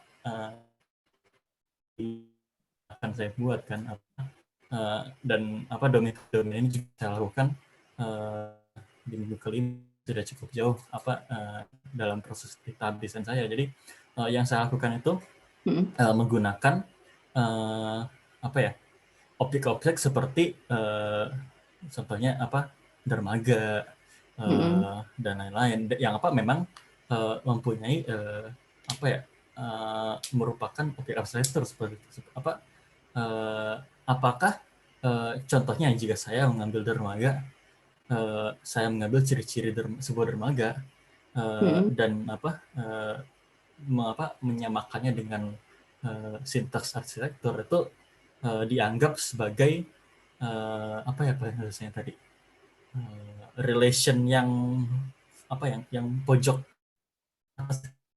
Target, domain, ya, pojok yang mana? Enggak, yang ada apa, ada Oh, yang disciplinary boundaries-nya ini, ya, blur itu. apa, iya. Jika apa saya mengambil contohnya dermaga dengan apa sebagai source frame seperti itu, Bu. Oke. Kalau Anda melihat dermaga pada komponennya, itu Anda sebenarnya berada dalam domain arsitektur Mas Ian. Kalau Anda melihat komponennya seperti struktur, kemudian ada terdiri dari plane-nya, ini yang tempat berdirinya, terus habis itu ini apa tempat berdirinya, kemudian komponen-komponennya, itu Anda masih berada dalam domain arsitektur. Sehingga sebenarnya kalau Anda mau apa namanya di transfer, sebenarnya nggak ada domain transfer akhirnya, karena itu masih berada dalam domain arsitektur. Tapi kalau Anda melihat dermaga posisinya di dalam masyarakat, misal, atau dermaga ini posisinya dalam kegiatan perikanan, ya melaut itulah ya intinya, sampai sailing itu posisinya di situ. Nah itu Anda harus melakukan transfer domain gitu, Arya. Jadi dermaga ini bisa dilihat dari berbagai sisi kan. Kalau Anda melihatnya sebagai posisinya di masyarakat atau di sebuah kegiatan, maka Anda harus melakukan transfer domain. Tapi kalau Anda melihatnya dari komponennya untuk merepresentasikannya di sebuah arsitektur, sebenarnya Anda masih berada dalam domain yang sama sehingga tidak perlu ada namanya domain transfer. Gitu, Arya. Kalau gitu, bisakah saya menganggap dermaga ini menjadi transfer frame? Apa dermaga itu jika dilihat apa secara sosiokultur itu menjadi source frame atau transfer frame karena posisinya itu tepat di antara sosiokultur dan arsitektur? Saya masih bingung bagian itu sih, Bu. Oh, jadi gini, dermaga ini jadi titik awal Arya kah gitu? Kan posisinya saya sudah menetapkan bangunan saya itu akan menjadi dermaga dan apa dan akhirnya apa kebingungan saya itu di bagian sana, soalnya saya melakukan domain to domain ini dengan apa ya bias kalau saya akan melakukan saya akan merancang dermaga begitu. Jadi apa akhirnya saya taruh di source frame karena memang di site itu sudah ada dermaga.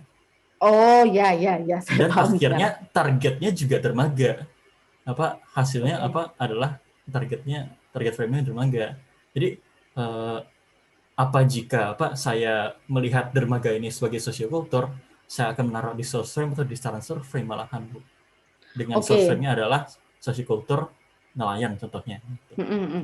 Jadi transfer frame itu dia gimana ya? Jadi si dermaga ini sebenarnya kalau saya lihat dari penjelasannya Arya itu dia berada di source frame karena dia menjadi titik awal berangkat Arya desain kan. Dermaga itu kan, dermaga yang ada di sana kan ya. Ya benar, dermaga yang ada di sana. Nah itu kalau transfer frame-nya itu bukan sesuatu yang spesifik seperti dermaga gitu kayak gitu enggak Arya. Jadi dia berupa general principle. Jadi dermaga ini apa sih gitu. First principle reduction-nya itu juga dipakai walaupun di structural mapping gitu. Jadi bukan dermaga dermaga yang Anda pahami, tapi sebenarnya dermaga ini ngapain? Apa sih esensi dari dermaga? Nah itu transfer frame-nya. Oke. Paham ya? Terus habis itu baru dimasukkan ke dalam, walaupun objek Anda nantinya adalah dermaga, tapi yang menjadi pertanyaan di sini bukan Anda mengadopsi dermaga itu menjadi dermaga lagi kan, tapi bagaimana dermaga yang lama ini Anda adopsi ke ide Anda yang baru dengan desain problem, yaitu berasal dari sosiokultural terhadap dermaga ini kan. Jadi kalau saya bilang itu yang masuk ke source frame Anda itu sebenarnya posisinya dermaga itu gitu. Mungkin objeknya memang dermaga, tapi yang Anda transfer itu adalah relationsnya dermaga dengan masyarakat, dermaga dengan nelayan, dermaga dengan pemerintah misal. Paham ya Arya maksud saya? Oke. Nah itu, kalau kayak gitu kan, Anda bisa mentransfernya ke dalam berikutnya kan, ke transfer frame yang lebih general, terus ditransferkan lagi, tanpa harus Anda bilang dermaga menjadi dermaga lagi gitu. Kan balik kucing gitu ya. Nah itu yang sebenarnya ditanyakan Arya itu sebenarnya, apa sih Bu yang saya harus bredeli dari dermaga yang mau saya jadikan dermaga gitu. Ya walaupun objeknya Anda sudah tahu itu adalah dermaga gitu, tapi yang menjadi PR di sini kan sosiokulturalnya. Berarti dermaga itu sebenarnya posisinya di masyarakat itu seperti apa, kemudian apa hubungannya dengan nelayan. Terus habis itu bahkan dari relation itu Anda juga punya atribut lain, misal kayak kalau dengan nelayan itu atributnya apa aja sih gitu. Nah itu yang membantu Anda nanti menyusun komponen-komponen di arsitektur domainnya gitu. Oke, sepertinya sudah semakin dekat dengan pemahaman. Dan ini saya punya pertanyaan terakhir lagi, Bu. Ini pertanyaan terakhir saya janji. Jadi kan sepaham saya ini transfer frame itu dari source frame ke target frame itu menggunakan bias seorang atau framing seorang perancang kan ya, Bu. Jadi perancang itu memiliki bias yang sesuai dengan ilmunya dia yang telah ia tampung, itu menseleksi source frame ini menjadi target frame kan ya, Bu. Nah, bagaimana kalau saya menggunakan bias orang lain menjadi source frame? Bias orang lain. Sebentar. Sebenarnya tadi statementnya itu gini. Dari source frame, Anda itu memilih aspek yang mau ditransfer itu menggunakan bias. Jadi biasnya itu dipakai di situ. Jadi bukan dari transfer ke architectural syntax-nya, bukan. Tapi dari yang source ke yang transfer frame itu menggunakan bias. Kita pilih gitu kan. Nanti Arya kan melakukan ini ya, eksplorasi gitu. Banyak sekali listnya, attributes-nya, relations-nya, objects-nya. Kan nggak semua nih dimasukkan gitu. Pasti ada yang namanya prioritas. Nah, prioritas itu dipilih berdasarkan bias-nya, baru masuk ke transfer frame. Nah, transfer frame ini langsung ditranslasikan ke dalam architectural syntax. Nah, kayak gitu. Nah, yang jadi pertanyaan saya adalah, maksud Arya pinjem bias orang, terus habis itu dimasukkan ke source frame ini gimana? Maksud saya kan mungkin seperti orang lain mempunyai pandangan yang berbeda terhadap dermaga dengan saya begitu, Bu. Dan itu penempatannya seperti apa ya? Oke, kan tadi saya bilang bahwa dalam menseleksi aspek yang mau ditransfer ada bias, ada filtering, ada hipotesis kan. Nah, ini itu posisinya sama si biasnya ini. Jadi Arya itu punya internalisasi terlebih dahulu gitu dengan pendapat orang lain. Misal, oh dermaga itu kayak gini. Oh, yang menurut A kayak gini, menurut B ternyata berbeda. Menurut C berbeda. Jadi itu saya harus gimana? Nah, itu Anda internalisasikan sendiri sehingga Anda punya kriteria Anda sendiri gitu. Jadi itu jadi bias Anda gitu. Jadi kan bias itu dipengaruhi dari pendapat orang lain yang bisa saja kontra, bisa saja pro gitu kan. Nah, itu sebenarnya ada posisinya sama kayak bias. Jadi walaupun itu biasnya orang lain, tapi kalau itu akhirnya mempengaruhi desain Anda, ya jadi bias Anda juga gitu. Oh, berarti bukan dimasukkan ke source frame? Enggak, jadi source frame itu gini.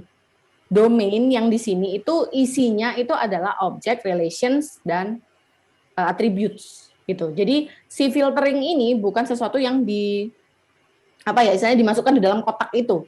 Dia malah bordernya dia itu mau berpindah ke satu titik ke titik yang lain itu biasnya itu Arya. Jadi yang di bredeli yang dimasukkan ke dalam source frame itu adalah si object, relation, sama attributes aja gitu. Kalau masalah yang pendapat Anda biasnya itu menjadi filter saja gitu. Oke. Mm-mm. Sepertinya sudah paham, Bu. Terima kasih Oke. atas penjelasan panjangnya. Oke. Ya, berikutnya adalah Rizky Olda. Oh, sebentar. Panjang juga ini, sebentar. Diomongkan langsung aja, Rizky. Oh ya, makasih Bu untuk kesempatannya. Sebenarnya saya cuma mau meng-cross-check dari apa yang udah saya tangkap di materi ini sih Bu. Berarti kita idealnya misalnya kita sebagai seorang desainer, ketika memang ide atau isu awalnya itu merupakan knowledge dari luar arsitektur, yang harus dilakukan dalam melakukan yang awal kita lakukan adalah domain to domain transfer, di mana dalam search domain itu harus diperkaya dalam relate-nya atau relasinya daripada atributnya ya Bu. Berarti kalau yang saya tangkap dalam mencapai goal suatu desain itu sejatinya itu juga ditentukan dari standar penilaian ketercapaian dari desain itu ya Bu. Kayak misalnya contohnya ketika memang desain itu diminta untuk bentuk akhirnya itu adalah bangunan yang memperlihatkan representasi langsung dari brief awal, berarti yang harus kita lakukan memang memposisikan atribut lebih banyak daripada relasi di dalam domain transfernya. Kayak tadi menggunakan mere appearance, tapi kalau misalnya memang yang awal tadi, berarti yang idealnya itu adalah relasinya yang lebih banyak daripada atributnya. Apa seperti itu, Bu? Kalau masalah ideal, nggak ada yang ideal, semuanya ideal, Olda. Jadi nggak ada idealnya, banyak relasinya enggak gitu. Jadi semuanya itu ideal, cuma nanti kategori desainnya masuk yang 4 itu tadi, 4 quarter itu, 3 quarter atau 4 quarter. 4 quarter itu tadi, yang mere appearance, deep, terus sama yang blurred itu tadi. Nah, kalau yang dimaksud Olda, apa namanya, dia harus menyesuaikan dengan kriteria apa yang ingin dicapai di akhir, ya. Jadi, ada satu penjelasan dari Plowright bahwa ketika kita mendevelop si source domain, terus kemudian kita mencoba membredelinya, mengeksplode-nya, kemudian mencoba membreakdown-nya, itu kita juga sambil develop si architectural domain-nya. Bukan berarti kita menentukan bahwa objeknya harus seperti ini, enggak. Tapi ada kriteria yang sebenarnya sudah dalam benak kita secara abstrak itu sudah ada gitu. Jadi sudah ada bayangan sedikit lah, kalau bisa, itu di architectural domain, sehingga ketika kita melakukan filtering mau ditransfer ke transfer frame, kita sudah tahu oh ini yang akan membantu kita dalam mewujudkan yang ini yang mewujudkan kita yang ini. Nah, dari manakah architectural abstraction yang kita punya? Itu dari penggalian Anda yang tentang design problem itu tadi gitu. Jadi arsitektur itu punya intensi. Nah, intensi itu yang Anda bawa, yang nanti menjadi filteringnya yang di awal di source domain itu tadi. Tapi kurang lebih apa yang Anda sampaikan sudah benar, cuman saya cuma memberikan tambahan tadi, semuanya ideal, bergantung pada titik akhirnya seperti yang Olda sampaikan, ingin seperti apa gitu, apakah dia mau mere appearance aja atau deep meaning. Terus habis itu yang masalah apa tadi namanya, tambahan buat ketika kita melakukan structure mapping, sebenarnya di dalam architectural, di dalam target domainnya, kita sudah tahu sebenarnya domainnya mau kemana gitu. Ibaratnya tuh kayak kalau kita mau riset, kita tuh pasti punya hipotesis terlebih dahulu gitu. Nah, hipotesis itu yang digunakan untuk memfilter. Seperti itu, udah. Nangkep, Ini? Bu. Ya, Oke. makasih, Bu. Sangat Oke. penjelasan. Terima kasih. Mungkin terakhir Pak Devri, monggo Pak. Ya, oke. Bu Benti, dengar ya suara saya ya? Iya. Masuk, Pak. Iya, mungkin saya nggak langsung menjawab atau merespon pertanyaan teman-teman sih. Tapi ada beberapa hal yang mungkin bisa berkaitan. Ini juga gara-gara saya mungkin dalam proses yang berlangsung di kelompok ya, dan mungkin juga terjadi di teman-teman yang lain. Kalau saya lihat tuh teman-teman kan biasanya nggak bisa menyusun soal transfer domain itu dengan cukup rinci, gitu ya. Setidaknya dari yang saya pernah lihat gitu, rinci sekali, sampai kadang-kadang bingung saya membacanya. Maksudnya itu sekian banyak hal yang ditulis, tapi artinya bukan kebingungan dalam membaca, karena toh bisa dibaca toh. Artinya kan dia sudah satu-satu dipelajari, bisa kita lihat satu-satu. Tapi bingungnya adalah dengan membuat itu semua, ternyata mereka bingung sendiri. Itu jadi kebingungan yang menarik menurut saya. Dan dugaan saya begini, dugaan saya bisa jadi salah, tapi jangan-jangan benar. Yang pertama itu adalah kesalahannya adalah, tanda petik ya, kesalahannya itu adalah melihat proses desain itu adalah linear proses. Itu udah bikin salah dari awal, wis. Jadi keterjebakan itu karena mungkin melihat sebuah bagan gitu.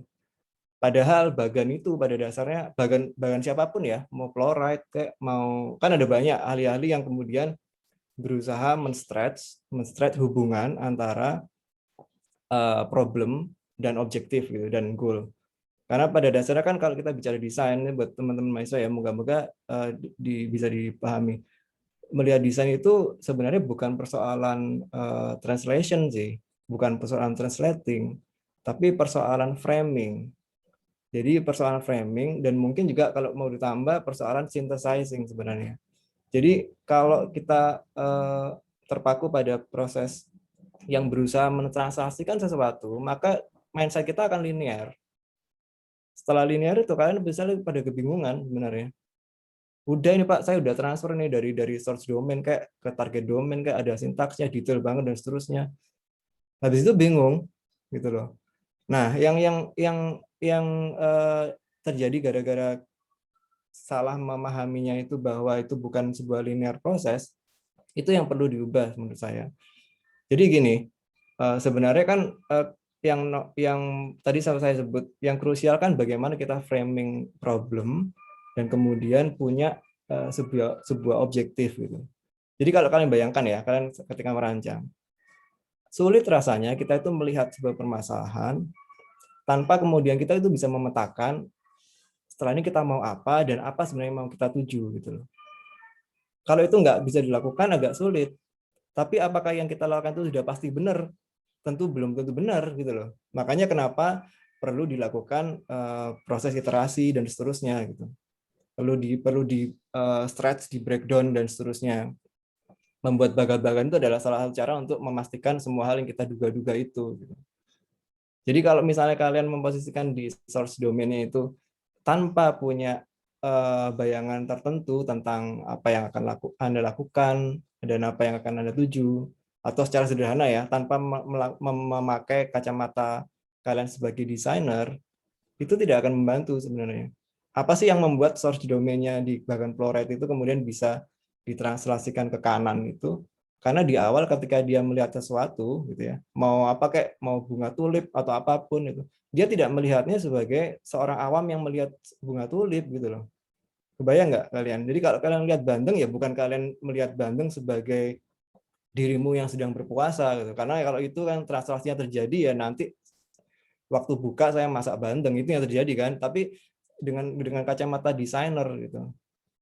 Karena ini saya pikir membuat kalian nanti ketika ada di sisi yang kanan itu jadi ngerti sebenarnya intensi saya apa. Tadi kan Bu Benti juga sempat membahas intensi. Kalau enggak kebingungan karena poin-poinnya juga tetap banyak kan. Ngomongin mulai persoalan teknikal, persoalan rem kayak persoalan apa, poin-poinnya ada banyak lagi. Habis itu punya pertanyaan lagi, terus saya ngapain ya Pak gitu. Atau saya ngapain ya Bu. Karena tadi itu melihatnya mungkin tidak dalam sebuah framing. Jadi kalau sebagai bagian akhir ya, yang krusial justru ketika kita memframe problem dan kemudian kita nanti mentranslasikannya, itu seringkali yang disampaikan oleh beberapa ahli itu adalah tentang kesadaran kita atas pertanyaan-pertanyaan yang kita lontarkan gitu. Jadi kalau kalian coba nanti di apa ya, kalau sempat gitu diperbandingkan atau dipelajari juga, karena kan chloride itu pada dasarnya ketika dia membuat bagan itu ingin menggarisbawahi bahwa ketika kita framing the problem gitu ya, itu ternyata atau sebenarnya bukan ternyata karena dari dulu pun begitu, bisa menyentuh ranah-ranah macam-macam gitu loh. Itu yang dia garisbawahi di dalam pembahasan yang domain to domain transfer. Tapi sejak dulu gitu ya, dulu di tahun 60-an itu ada Bruce Archer itu, tapi meskipun dia desainer produk gitu ya, tapi kan dia sama-sama desainer tuh. Dia membuat tuh struktur of design process. Dia udah membicarakan framingnya bisa macam-macam, framingnya systematical model, operational model dan seterusnya gitu ya.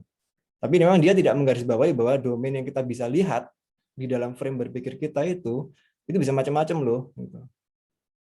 Tapi digarisbawahi oleh chloride gitu.